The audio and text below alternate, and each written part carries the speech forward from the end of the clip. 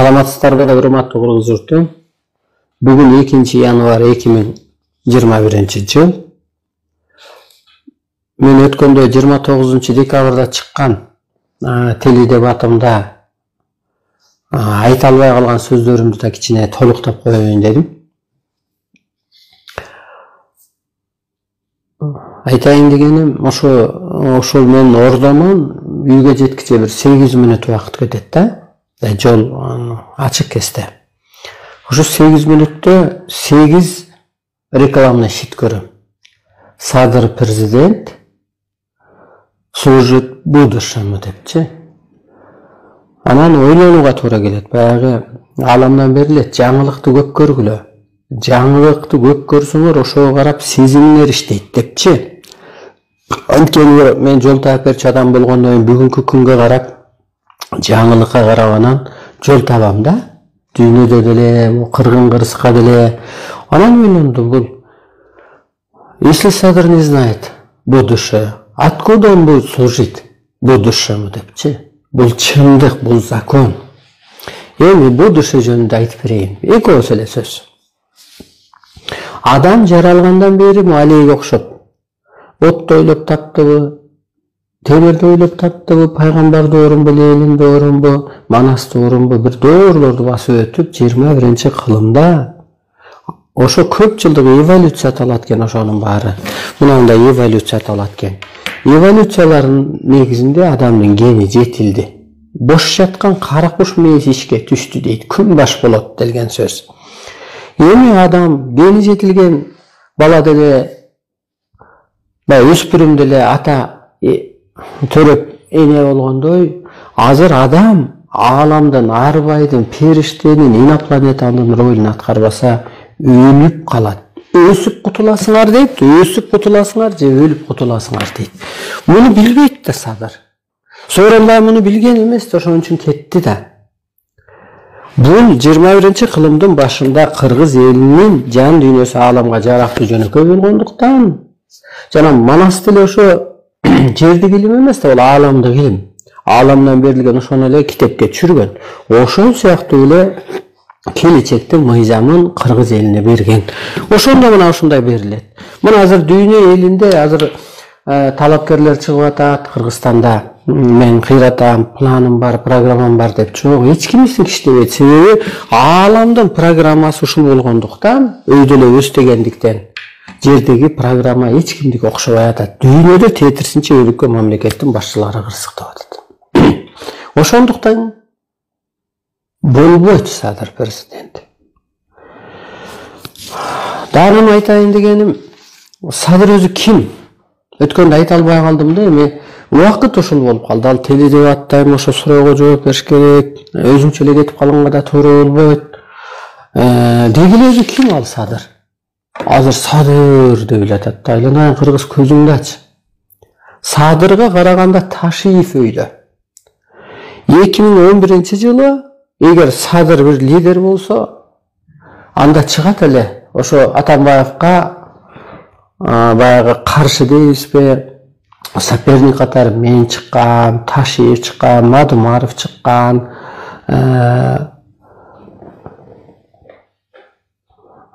Кубанычбек Исабеков чыккан. Мына Ташиевке 100 000 деген голос берген түштүк эли. Ташиев, Атамбаев баягы админ ресурсту колдонду деп бос үйлөрдү тектирген. А Садыр ким өзү? Ал кезде Садыр ошол депутат болчу ата журтунда. Андай лидер болсо ошондо эле чыкпайт беле. 2012-жылы бекен жанагы Ташиев заборду аттап кеткен кезде. Эгер ошол кезде ошол революция окшоп кетсе, Ташиев президент болмок. Анда деле Садыр никто болчу. Мындай чындыкты таап алалы биринчи. Андан кийин Садыр качты. 3 жылдай качып жүрдү окшойт. 4 жылдайбы Дубайда, Москвада. Андан кийин камалды 4 жыл. 8 жыл деп атпайбы өзү? Ал эмне кылып койду кыргызга? А мен 8 жылда ыйлап сыктап, кыргыз сен улуусуң, ааламдан буйрулуп келгенсиң деп Кыргызды басып алып жаргандай диндер менен согушуп жана ааламга кетет. Сен жаназа окуганым дегениң жалган. Мугалимге жаназа окубай коебуз эгер хиджаб туккага уруксат бербесе деп чыгышты да. Жан деген аспанга кетет. Ал сагаз окуп коюшу мүмкүн. Мугалимден сен карараксың, мугалим өйдөрөөк. Ал анткени бала окутуп атат. Ал ошо колунда курчкасын бир балага бере салат. Өз баласына мунун бирөөлөрдүн баласын көбөйлөйт деп көп күрөштөрдү, чындыктарды ачып берип атып, кыргызды ойготуп койдум, өстүрүп койдум. Өзүм эволюциялык жолдорду басып, деңгээлим көтөрүлүп, Кудай деген энергия жайгашты. Көптөгөн адамдарды эволюциялык жолдордон өткөрүп койдум. Ал эмне кылды? Мына 2019-жылы мен Сооронбайды сезонуң бүттү, бийлигиңди өткөрүп бер дегенде Сооронбай мага иш козгоду. Астыбыз камалды, штраф төлөдү, кыйналдык. Ал кезде Садыр эмне болуп атты эле? Мунапыс сурап, жалдырап түрмөдө жаткан. Мындай тактап алалы эмгек дегендичи, аалам эмгекти баалайт. Бул эми факты менен айтып атам, мен ушак айткан жокмун. Мына 2019-жылкы октябрда чыккан революция. Садырды бошотсун деп чыккан эмес. Ага чейинки ошо мен чыктым 2019-октябрда. Жок, 2019-октябрда. Эми болду, андан кийин реакция деп чыкты.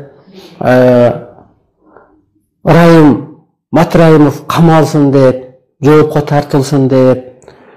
Мына ошентип эл көтөрүлө баштады, ойгону баштады. 2020-жылкы октябрда чыккан революция Садырды бошотсун деп чыккан эмес. Сооронбайга кетсин деп, Райым камалсын деп чыккан. Мейли Садыр 2012-ге чейин Акаев кесте депутат болуптур, Бакиев кесте комиссар коррупция болуптур. Ал коррупцияны баспай эле гүлдөп кеткен го. Мейли анда да эмгек кылбаптыр. Атамбаевдин убагында ата журт менен депутат болуптур. Эң кызыгы ошол дегеле башына жүн чыккандан бери депутат болуп келатат, саясатчы болуп келатат. Бийликтин 3 бутагын эмдигиче билбейт экен. Ошол силердин көрсөтүп аткан саясатчыңар, айланайын. Кыргыз, көзүңдү ач кыргыз. Аны мектептин баласы билет. Мейли аны башкадан билбесин. Анда эмне ал депутат болуп жүрдү? Анда эмне саясатчы болуп жүрдү?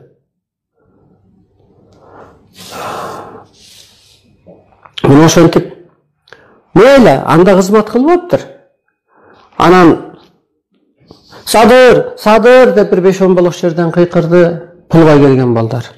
Эл деле мейли ушул эми мүмкүн оңдоп кетер деп күттү. Ал тетирсинче Матраимов менен Сооронбай Жээнбековду кароого алды.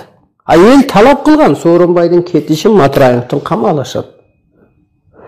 Мекенчил партиясынын мекени кыргыз эли, кыргыз мамлекети болбой эле Райым менен эле Сооронбай Жээнбеков мекени болуп калды. Коргоду кадимкидей.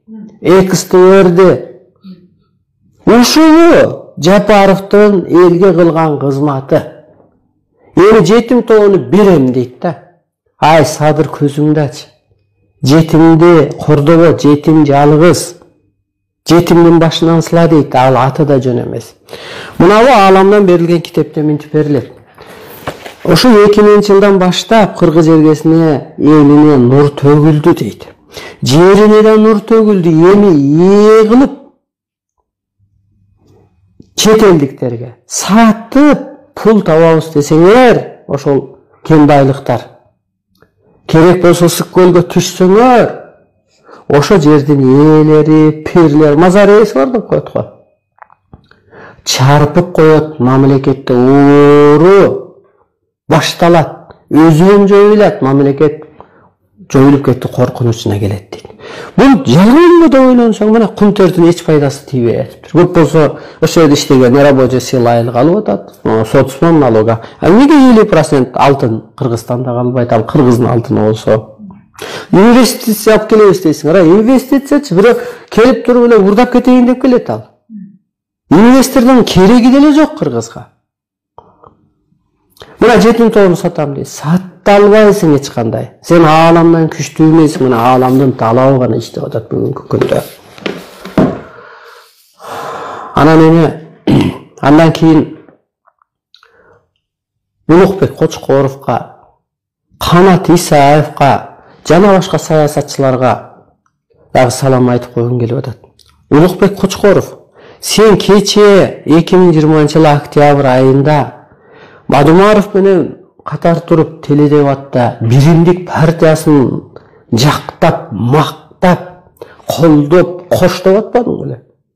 Не болду бүгүн балапан болуп учуп чыктыңбы? Энеңди таштап кетип. Соке таштап кетип. Анан кут деген сайтым бар дейсиң. Сенин кутуң учуп кеткен. Сен калпычы жигитсиң. Анда мен менен кошо чыкпайсың, Сокенин сезону бүттү деп. Чындык орнош керек деп. Кыргыз дүйнөнү башкарыш керек деп. Канатса, сен кече эле намаз жумага бараттың эле го.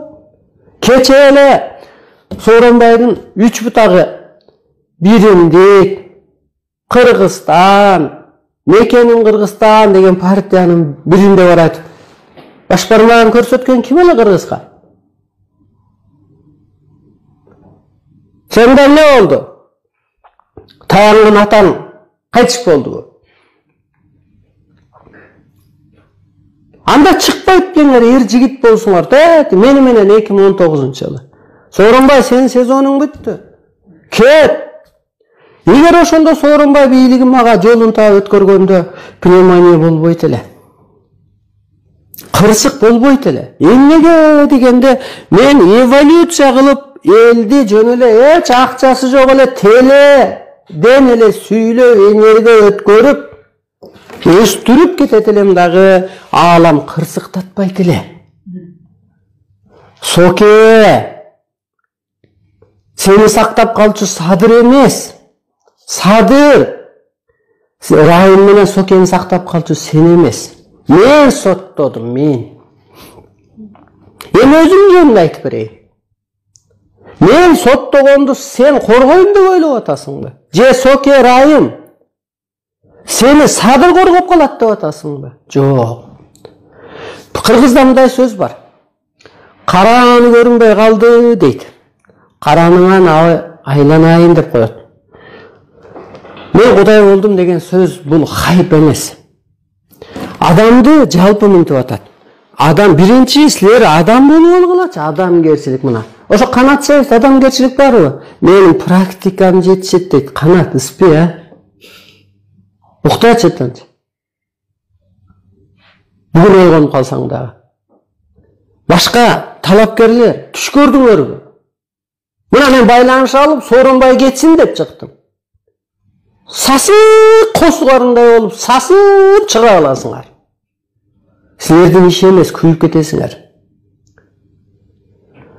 2017-жылда айткан Сооронбай, Бабанов, мен силердин ордуңарды көрө албай атам деген. Ушу жалгандарды ким колдосо кырсыктайт деген. Атамбаев колдодубу? Кырсыктадыбы? Сапар Исаков колдодубу? Командасы менен ал кезде премьер-министрлер кырсыктадыбы? Жумакадыров кайтыш болдубу? Мисалга. Чубак Ажы колдоп чыкты го. Мен Ташиевди колдомок элем, Ташиев Сооронбайды колдоп атат, мен ошон үчүн Жээнбековди колдойм деп. Ошол сыяктуу кырсыктап кетесиңер. Жалганды колдоп атасыңар. Бул чындык. Эми мен Кудай болгонум айтып коеюн. Адамдын баарын, адамзаттын баарын мына ошол деңгээлге өттүп атат. Караанынан айланайын дегенде мен көзүмө көрүнүш көрүнүп, мен Теңир атаңмын деп Sen çoğun ağlam bol dedi. Бұл қандай деген сөз дегенде, мына 7 қатар ağlam бар деп қояды қырғыз. Çoğun ağlam деген мына o Құдай çoğun энергия екен. Мына çoğun ağlam бол dedi. Ал бойынша дағы көп билдирүүлөр бар. Çoğun ağlam эмне кылыш керек. Анан ошол өзүмө сиңип кетти да адам мынтип койду. Көкөтеңер ордуна отурду, көңүлү тынчыды деп эле. Анан мен 2-3 күн тил оостон калгандай болуп эле, сүйлөй албай, ошону айта албай коркуп жүрдүм. Көрдүңүзбү? Ошол кеңир энергиясы менен Абдылдаевдин энергиясына ичине мындай телосуна киргени, анан 2020-жылдан баштап анан чоң бурулуш болот деп берилет бул китептерде. Ошон үчүн силердин энергияңар жок. Энергия дегенди мындай түшүндүрүп коеюн. Мына ошол караан болуп кирип кетти. Ал жан экен, жанагы албарысты бастады дегенде деле караан келет да. Ал алып баскан болот, бир энергия жайгашкан болот. Буга бир эки далил келтирип кетейин. Ыраазымын мен ошо Алай элине, Алай дагы ошол жөн жер эмес Аксы элине ыраазымын. Жөн жер эмес экен. Алайдан Зүлфия Мамрасул деген чыккан 97-жылдары көзүн адам ата көрүнүп. Анан ошо Зүлфияга мындай деп атат. Адам ата көзүмө көрүндү дейт. Ва көрүнүш катары. Силер көрбөйсүңөр, ошон үчүн силерге жомоктогон. Кара адамга көрүнүш көрүнбөйт. Ошону эсиңерден чыгарбагыла. Ак адамга көрүнөт. Ал ак да, ал ак. Анан адам ата көрүнөт дагы, анан айтат. Бул 3 периштени сага жайгашат. Сен адамзат үчүн аян жазасың. Ошондо эле айтат.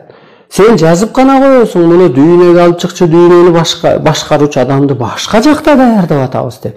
Анан кийин ал Баяман Эркинбаевдер чыгышат, ушу окшойт кыргыз деп калды деп. Анан мен барып калам, ошо кезде эле анан Арыстан Алайдын астына Путин жүгүнүп келип атат, баш бармагы жыртык экен, деши мына ошо Кудай Керимди аныктайт.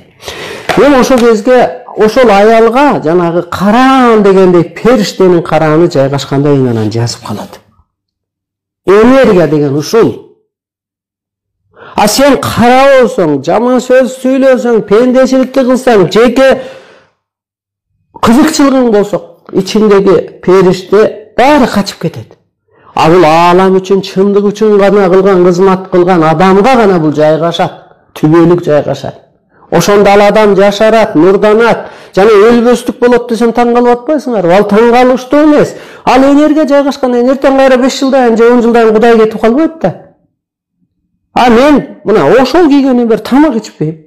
Нан жебейм, камыр жебейм, картошка жебейм. Бул мен чындык жашоо дешем. Нурданып атам, агарып атам мен. Көрдүңүзбү? Жашарса болот экен. Ошол сымал мына периште кийгени Зүлфия жазып калды. Дагы бир ошо мисал келтирейин. Аксыдан Эргешбай Ажыбаев деген аксакал бар. Ошо кишини Чештөбөгө алып бардым. Ада алам менен байланышат.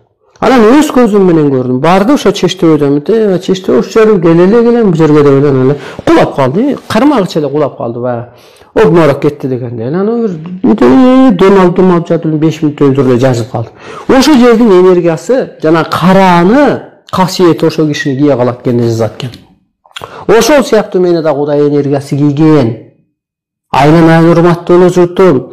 Арсынларың Кудай эмес, анан биз дейли адам. Сен эмнени көрөсүң, эмнени билесиң? Же аламдан маалыматың болбосо, же аң сезимиң өйдө болбосо, кимиң болсоң дагы. Мен Кудайым деген, Арсылайдын Кудайым деген жакпайт дейт көп адам. Жакпаса жакпасын, мен Сооронбайды кет дедимби, талабым аткарбайбы, Кудай катары мен шыпырып кое берем. Дүйнө жактырбайбы? Менин талабымды Америка аткарбадыбы? Табиатты карап кал десем. Орус эли адамзатты карап болбосун. Мен талкалап кете берем. Мен кызматымды аткара берем. Сооронбайдын сезону бүтөт, өзүң президент болосуң да дейт 2018-жылы. 2 жылдан кийин дейт, же 2020 дейт. Анан айтып атам, ага чейин элчи дебай калат го. Чынын элчи дебай калдыбы кайнап? Сооронбай кеттиби? Анан ааламдык мыйзам келип туруп, аны кетирип эле анан дагы андан өткөн дагы дөйпүр ұстап келип коюп койбойт. Ушуну эсиңерден чыгарбагыла. Анда тура бербейт беле. Жапаровдон Сооронбай Жээнбеков ал камалган эмес. Ал жүйрүктөрдү түрмөдөн чыгарган эмес. Ал баш мыйзамды өзгөрткөн эмес. Ал жер жетим тоону саткан эмес. Анда ал тура бербейт беле ага караганда. Ошол үчүн болбойт Садыр Жапаров деп айтып атканым ошол. Ааламдык мыйзамды билбесе, ак болбосо, камалып жаткан адамда, кысылган адамда кайсы энергия болот? Мозгусу катып калат. Кысылуу болот да, нервтеде дем отса да болот. Жапаровго караганда Бабанов оңураак, галстукка муунбайт ал. Ал байыраак, агыраак.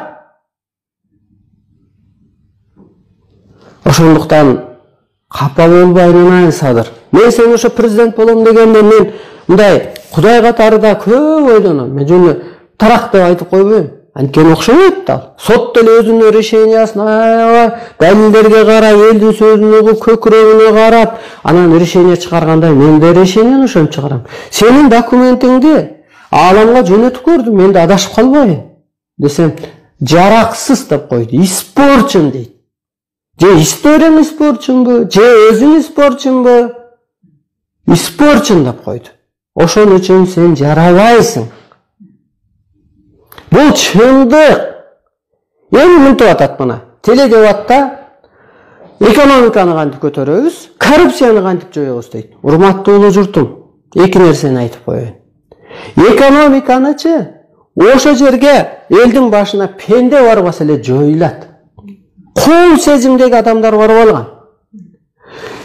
Топтолгон экономиканы ал уурдап алды. Бакиев канча акча менен кетти? Миллиарддаган долларды алып кетти. 3 4 5 6.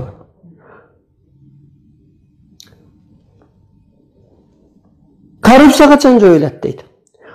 Атамбаев менен эки достун согушун шекей алышкан. Жээнбектин согушу Матраимов үчүн чыккан. Матраимов Сооронбай Жээнбеков президент болгондон кийин Атамбаевга кешлөктү акчаны алып барбай койгон. Анан Сапар Исаковду чакырып туруп Атамбаев 1 миллионду кысматтан ал деген. Ал кысматтан алат. Аны сен кысматтан не аласың деп туруп, Жээнбеков Сапар Исаковду канатат. Ошондо Атамбаев да кул сезимдеги пул үчүн күйгөн адам. Жээнбеков дагы пул үчүн күйгөн адам, кул сезимдеги адам. Эми Садыр артык бандан мына кайра ошол районду коргоп, колдоп отурат. Экономика ошо кул сезимдеги адамдар кеткенде өзүнөн өзү көтөрүлөт. 5 октябрда Атамбаев мынтип айтты. Тиги жанагы барып тиги ким Садырды басып алабыз деп атканда. Жээнбеков азыр 3 миллиард долларды алып уурдап кеткен атат дейт. Мен ага мындай оюм бар. Атамбаев иш козгоп туруп болгон счетторун жапты го Жээнбеков. Демек Атамбаевдин счетунда ошо 3-4 миллиард доллар болгон.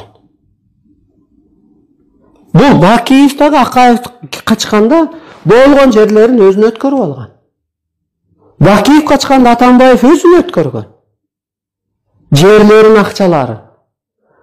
Көрдүңүзбү? Ууру, өсүнчүл, кул сезимдеги адам кетсе эле Кыргыздын экономикасы көтөрүлгөн атат. Ошон үчүн анан Кудайы айласы кетип, анан бир адамды келип туруп, анан сен өзүң президент болосуң да деп. Анан мен ойлойм, болбосом болбойт экен. Биринчиден Кыргызды ошо кул сезимдеги адамдар кул сезимге түшүрүп койду. 2000 сом менен шайлоо өткөрүп, чөнтөктөрүнө берип. 2000 сомго эгер сен азыр өз голосуңду берсең, урматтуу улуу журтум, 2 дүйнөнү сатканың болот. Мына 6 жыл сурок отурган жок да. Аалам шарт түзүп берди. Кыргызга мүмкүнчүлүк берди. Адамын дайындап берди. Сак, духу бар, аң сезими бийик, өстүрдү.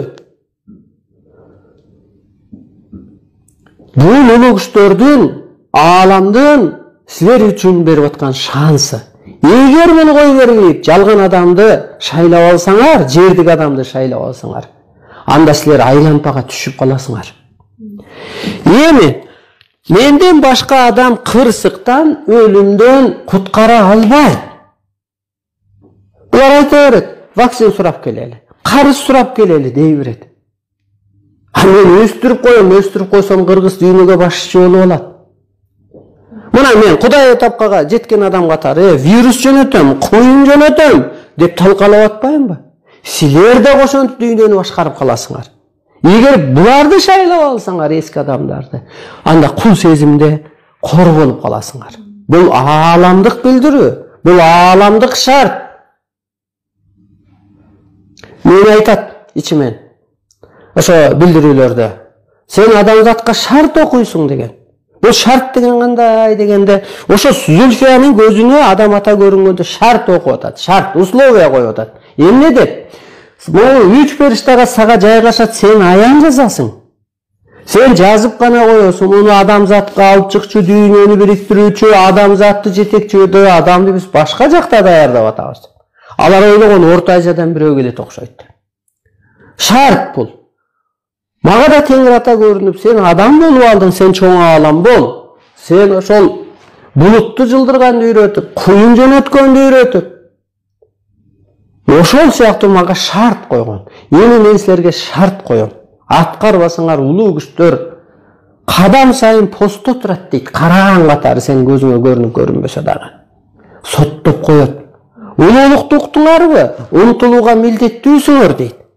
Же өсүп кутуласың, же өлүп кутуласың. Өлгүчө кырсыктап атып, бала чакаңа, ишиңе, малыңа, пулуңа. Мен эч кандай кызыкчылыгым жок бийликке. Менин милдетим адамзатты сактап калуу. Мен үстүмдөгү фирмамдын кассасын сурабайм керек болсо, канча акчаң бар деп. Анткени Кудай энергиясы кийгенден кийин андай кызыкчылыктан чыгып кеткем. Кудай энергиясы, адам ата энергиясы, көп энергия кийгени.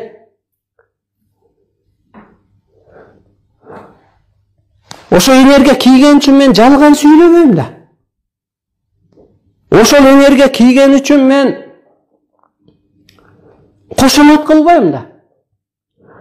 Силер эмнеге кырсыктап атасыңар? Силер чындыкча жашабай атасыңар? Мындай чынык адамча, улуу эски адамдардай, мына арбайлардай. Ошол үчүн чыныгы күчтөр сиздерди жазалап атат. Бир гана шартыңар бар, аалам чындык. Жаныңар асмандан келет, асманга кетет, бул чындык. Ошо ааламдай, демек ааламдан бир нерсе келсе, мына кар деле жерге түшөт, жамгыр деле жерге түшөт, бир кызматка түшөт. Жер көгөрбөйт эгер жамгыр болбосо, тоонун баштары. Суу жетпейт аякта, жердик суу. Көрдүңүзбү кызматка келет. Могу туман түшкөнү да жакшы, ошо менен кошо энергия түшөт.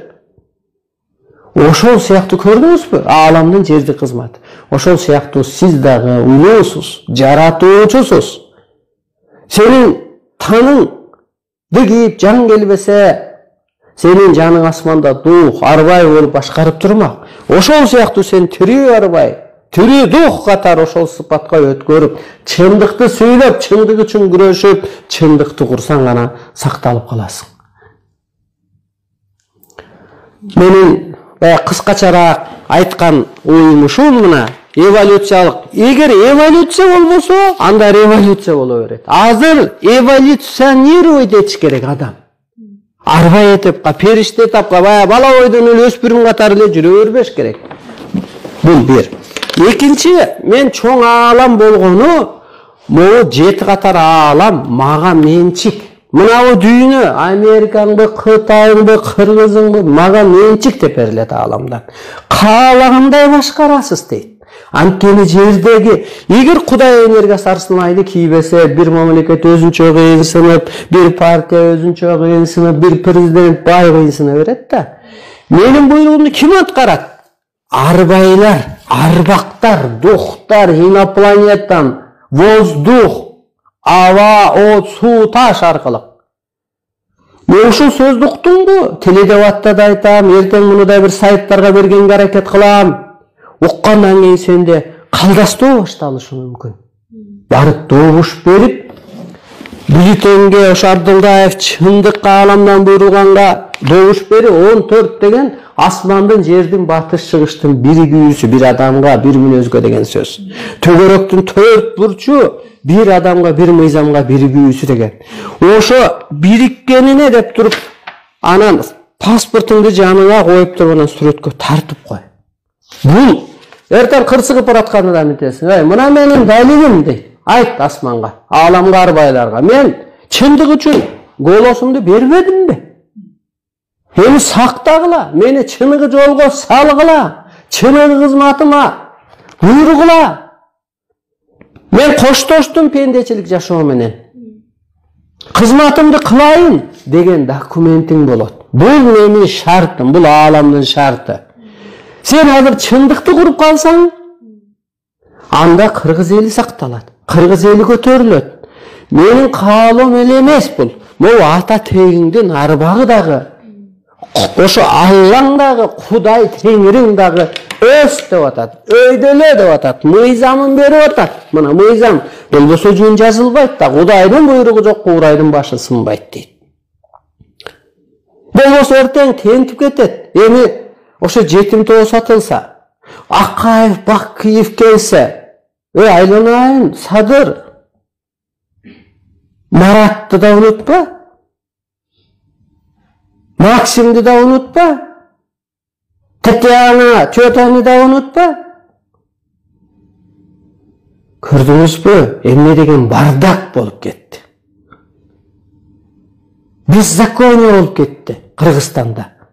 Акаев, Атамбаев урдадыбы? Жетим тоону сатып каражат табам дейт. Жетим тоону сатып каражат таппа. Сен Атамбаевди, колуңда турган Жээнбековди, Райымды камасаң, анан сага өтө көп каражат берет. 10 миллиарддаган каражат берет. Аалам мен айтат, сотто деп. Анан мен соттогон адамды сен бошотом дебе. Сен ааламдык мыйзамга каршы чыкпа. Аалам күчтүү. Сенин бийликтен эч багың жок, Садыр. Бийлик сеники эмес. Бул арбайлар бала чакасын ишенген, өстөрү даярдаган адамга берет. Анткени бул ааламдык жашоо башталды 2020-жылдан баштап.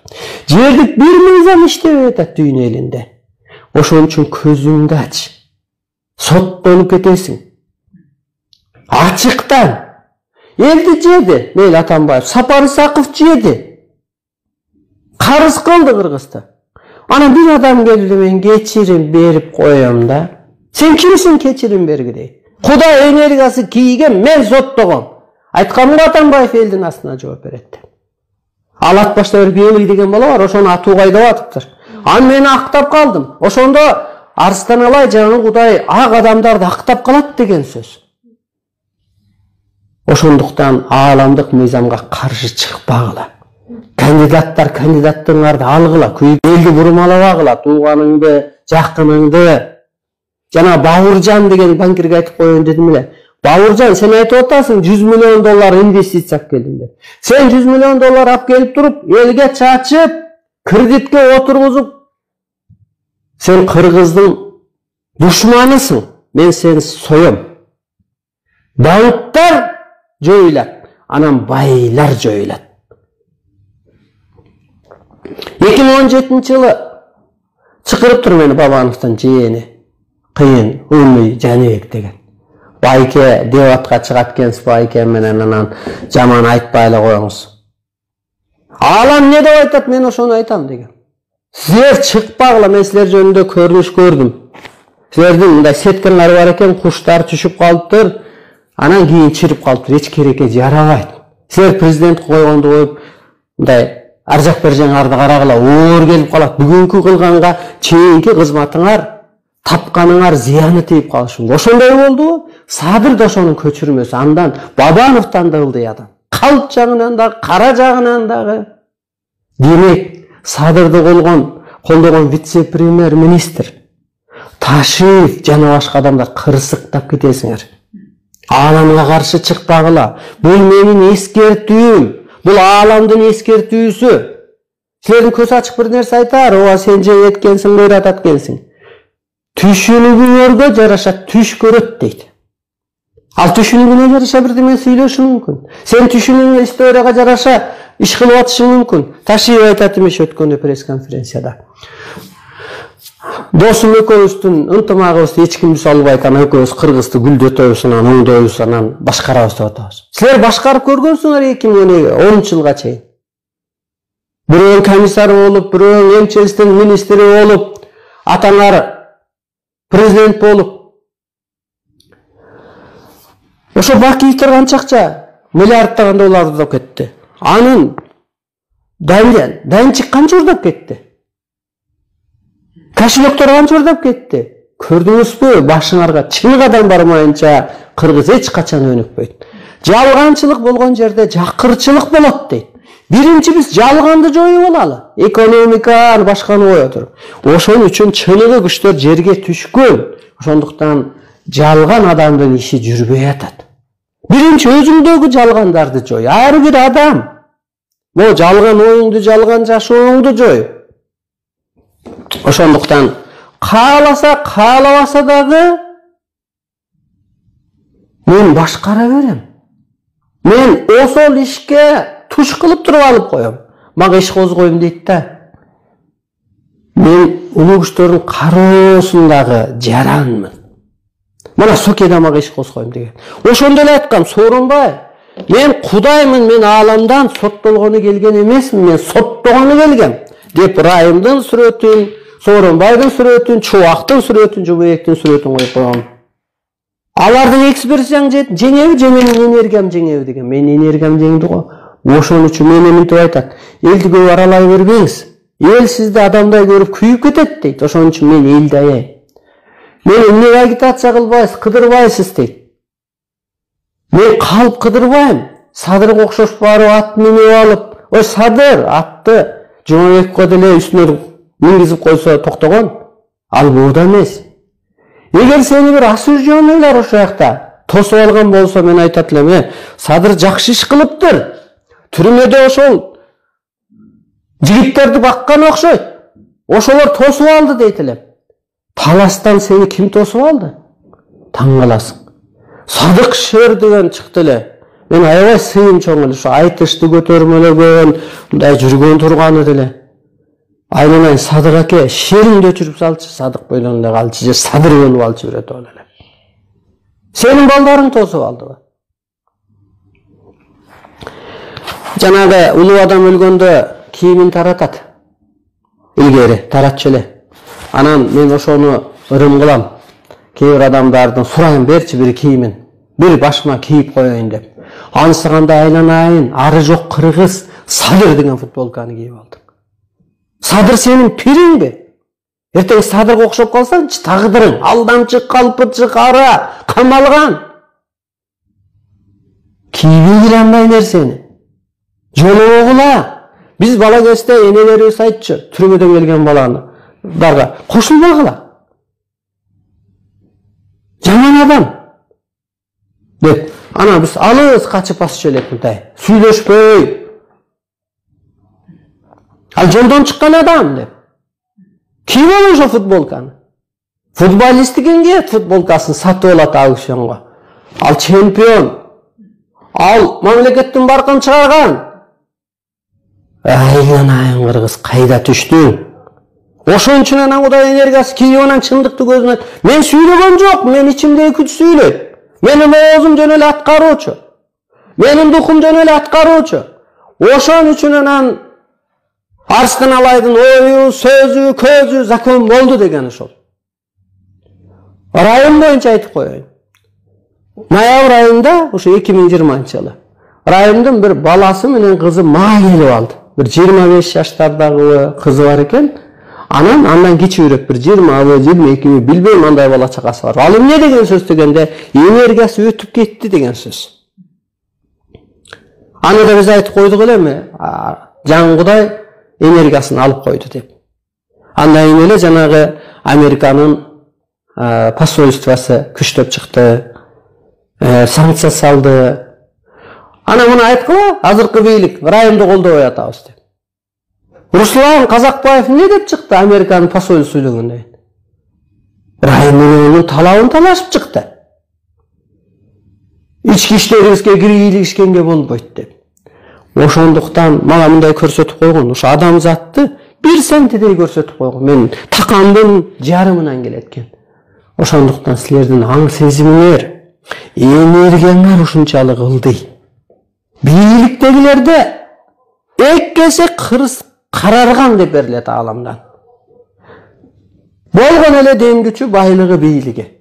А карапайым элде касиет бар, азыраак болсо дейт. Ошон үчүн бийликтегилер байлар, эскилер, сасыктар. Биз бала кезде күчүгүм, алтыным секет болоюн деп эркелетчү эле. Канат кайтайын дедим эле. Канат Саев, сени Шаки Абдыкеримов бир күчүгүм деп эркелеттиби? Күчүң болуп жүрдүң. Сен лидер эмессиң өзүчү. Республика партиясы менен аралашып келе калдың, Кыргызстан партиясы менен аралашып келе калдың. Кийин Асылбектин сен Асылбек күчүгүм дедиби? Мен жөнүндө камалып калган дейсиң. Сен бийликти басып алайын дегенде Атамбаев камаган, ярый балдарга акча таратып баштаганда. Анан ойлосом, анан күчүктөрдү карасам, ак болот экен ал. Жаман ой болбойт экен. Силер дөбөткө окшоп калдыңарбы дейм. Ушунча кирди.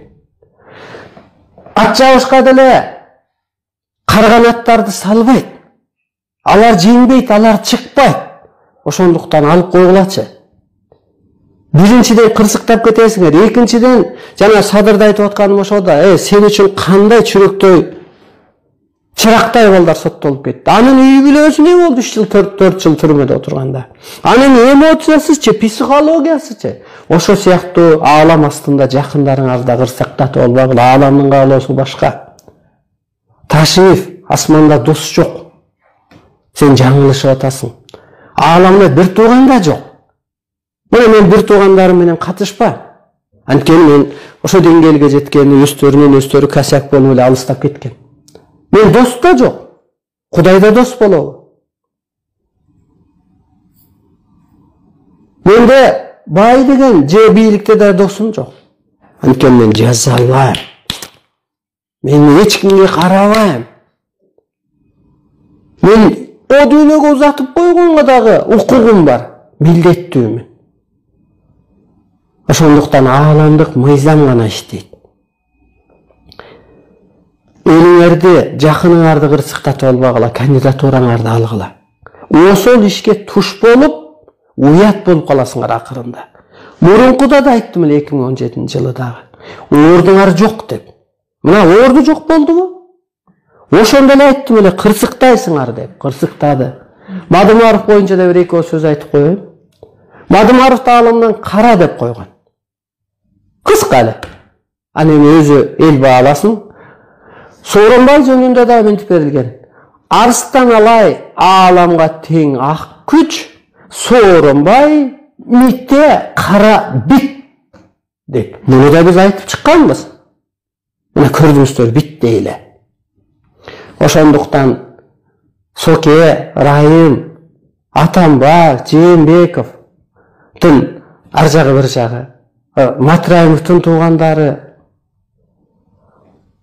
Жапаров жерде кыргыздык коргоп алуучу, адамзатты оңдоп алуучу, живой, Кудай карааны кийген, энергиялы жана Зульфия Нишбериште кийген эжарсып калгандай. Мени да ошо Кудай энергиясы кийип, ошон үчүн менин көзүм закон, мага жаман көрүнбөгүлө. Ишиңерди так аткарсаңар, мен ошо адамдарга мээрим төгөм. Мисалы мына Шайдылда Бейковага Жапаров алам дегени мээрим төктүм мен. Эмне кылыш керек? Ал аял. Аялды аалам деп айтылат, аалам. Аалам аялды алсыз жаратты, бирок өзүнө меники керемет кудурет сыйкырдын баарын берди. Ал так адам, ал соттолуп отурган жок. Мээси өчүп калган жок. Анан Жапаров сен кысылып калып, мээң өчүп калган. Ушуну эсиңен чыгарба. Сага боштондук керек. Боштондук, Кыргызга биринчи боштондук, экинчи улуулук, үчүнчү өлбөстүк. Ушундай закондор бар. Ошондуктан урматтуу улуу журтум, айтып койдум, бул менин милдетим. Кабыл алуу, элге жеткирүү, талкуулоо, бул ар бир адамдын парзы, милдети деп берилет ааламдан. Мындай өзгө дүйнөдөн келген өзгөчө кыргыздарга Кудай ушундай улуулук, кудайлык, арбайлык деңгээлди берди. Сыйлыктануу менен тез аткарсаңар бактуу өлөткө жетесиңер. Сыйлыктануу менен тез барып туруп ушу жерди кишиң мейли мендей ааламды даңа салаба. Мейли мендей кыргыздын улуулугун даңа салаба. Ал өтө оор иш. Жок дегенде барып туруп ошол 4 дүйнөнүн бир киши 14кө ааламдан буйрулган адамга көөлосуңду бербесең, ар бир адамдын асманда ата теги бар. Өздөрү кырсыктатат. Алам деселер бир Аллах деп эле тек болуп атат. Аллах баарыбызга күбө. Аллах келсе бир үй менен эле кечке кирип кетпейби, андай балаң мындай деп атып эле арыбас бербас деп. Жок, Алланын сенин барың жок экенин жөнүндө дагы билбейт керек болсо. Алладан кийинки ата теги арбай Алланын астында адамзат бала чакасы үчүн жоопкер. Бул Алланын, Теңирдин, жаңы Кудай, эски Кудайдын буйругун мына күчтөр аткарат. Эгер сен ушу чындыкка кошулбасаң, жазаланып кетесиң, кырсыктап кетесиң. Андан кийин ушул келаткан кырсык, кыйынчылык, оорчулуктан, ааламдан буйрулган адамдын энергиясы, мээрими, соту, духу, Арсеналайдын сан жеткис кырыгы бар дейт. Элчилиги, сынчылыгы. Бир гана Арсеналай силерди улуулукка өткөрүп, эволюционировать этип, арбай периштеге калыптандырып дүйнөгө башчы кыла алат. Бар болуңуздар.